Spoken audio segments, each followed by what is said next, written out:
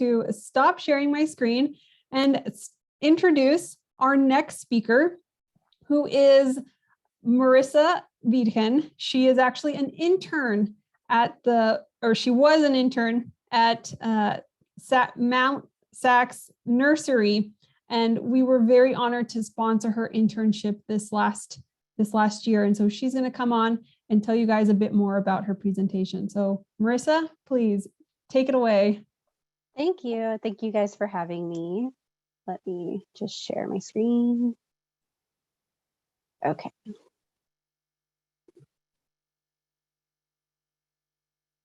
Okay, so as Erin mentioned, I am Marisa. I currently still work at the Mount SAC Nursery. During the time I was an intern for a project that was for identifying and placing labels.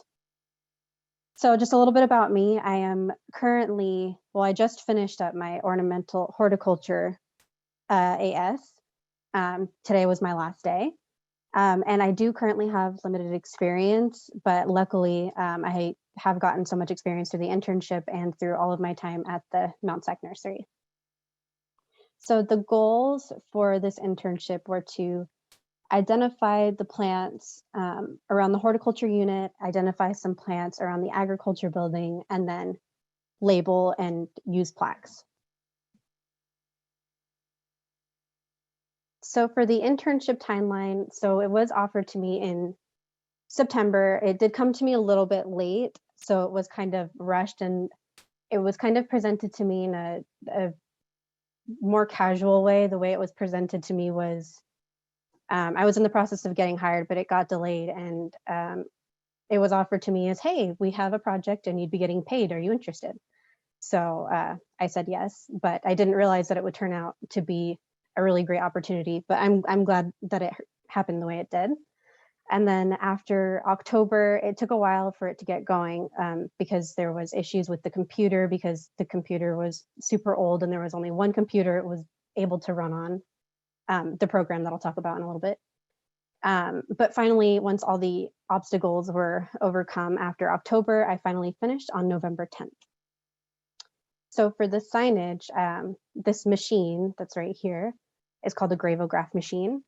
And it is just an engraving machine, so you can use it to engrave on things like plastic or metal or whatever. So my first task was to become familiar with Gravograph, the software, which was difficult because nobody at the nursery had any idea how to run it. So I had to follow a set of instructions that were written in 2016, which obviously didn't match to what happened today. But after about a week or two of trying to figure out how to run the software, I was finally able to start working on it. So my first step was to inventory the plants that were currently at the unit and had labels. So this included me removing all the plants that were on a list that was given to me, but weren't on the unit anymore. And then I updated the list for supervisors to access. So now they have a list of all of the plants all over the unit that I was able to identify, which was probably about 300 plants. So after taking inventory, I inventoried the plants that needed new labels. So first I had to identify, and I spent probably 2 weeks identifying in totality over all of the areas that I had to label. And then after identifying, I had to label the plants. So for the engraving machine, it did give me a lot of issues when it came to actually labeling everything. So on the left-hand side, I couldn't figure out the pressure. It was too deep. In the middle picture here, this was, the needle wouldn't pick up. So it was writing in cursive kind of, and it looks like a weird, different language. And there's just a whole bunch of problems. I probably went through about 30 plaques, maybe just trying to figure out the settings so that I could make a good plaque that was usable. And this was my first successful plaque. I was so proud of it. And for placing the signs, I placed them in our fern grotto, our conservatory, our demo garden, the agriculture building on the school, and the turf plots behind it. So in totality, I placed 126 plaques. And these are just some pictures of how the plaques came out in the location. This is in the Fern Grotto. And this is in our conservatory. Our conservatory houses mainly indoor, house door, and tropical plants. And then this is for the demo garden. For the demo garden, I did have to use a drill to drill into the ground because I couldn't push them in hard enough. And if I were to hammer it down, it would have bent the plaques.